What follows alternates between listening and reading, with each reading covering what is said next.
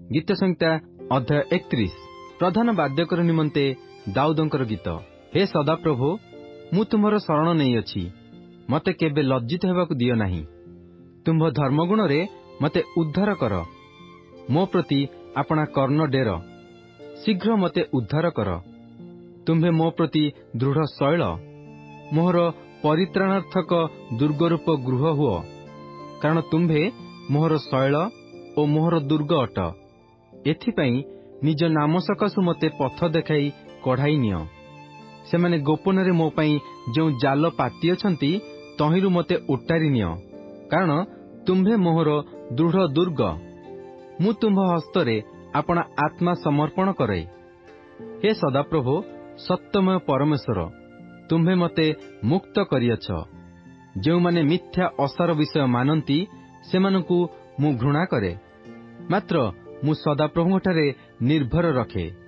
मु तुम्भ दयारे आनंद और उल्लास करिबी। कारण तुम्हे मोहर क्लेश देखियछ। तुम्हे दुर्दशा समय मो प्राणर तत्व नहीं अछ। पुणी शत्रु हस्तरे तुम्हे मते बंद करिनाह। तुम्हे प्रशस्त स्थान रे मोर चरण स्थापन करियछ। हे सदाप्रभु, मो प्रति दया कर, कारण मु विपदग्रस्त। दुखरे मोहर चक्षु, मोहर प्राण और मोहर शरीर क्षीण हेउअछि। कारण दुखरे मोहर जीवन और हाहाकार रे मोहर वर्ष बही जाउअछि। मो अपराध सकाशु मोर बल क्षीण हेउअछि और मोर अस्थि सबु क्षय पाउअछि। मु आपणा समस्त विपक्षक सकाशु आपणा प्रतिवासी मानकर अत्यंत निंदास्पद और आपणा परिचित मानकर भयस्थल होइअछि। मते बाहर देखिला लोक माने मो निकटरू पळाइले। मु मृतलोक तुल्य मनरू विस्मृत होइअछि। मु भग्न पात्र सदृश, कारण मु अनेकंकठारू निंदावाद शुणिअछि। चतुर्दिगरे आशंका, सेमाने मो विरुद्धरे एकत्र मंत्रणा कला बेले मो प्राण नेबा पई संकल्प कले। मात्र हे सदाप्रभु, मु तुम्भठारे निर्भर रखिली। मु कहिली, तुम्हे मोहर परमेश्वर।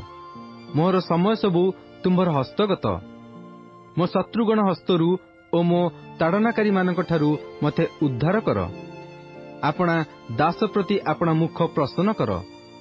आपणा स्नेहपूर्ण करुणारे मते परित्राण कर। हे सदाप्रभु, मते लज्जित हेबाकु दियो नाही, कारण मु तुम्भ निकटरे डाक पकाई अछि। दुष्ट माने लज्जित हेउंतु, सेमाने पातଳରେ नीरव हेउंतु।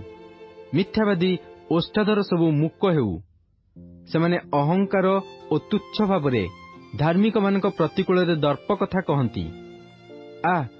तुम्हे आपणा भयकारी मानक पई जो मंगल संचय करियछ, मनुष्य संतानगण साक्षात आपणा शरणागत लोकंक पई जो मंगल साधन करियछ, ताहा किपरि महत्। तुम्हे मनुष्यर सबु कुमंत्रणारू सेमानकु आपणा श्री छामुर अंतराल रे लुचाइब। तुम्हे जिह्वा समूहर विरोधरू सेमानकु आपणा आवास रे गोपन करी रखिब। सदाप्रभु धन्य हेउंतु, कारण से दृढ़ नगर रे मो प्रति आपणार आश्चर्य स्नेहपूर्ण करुणा प्रकाश करियछंती।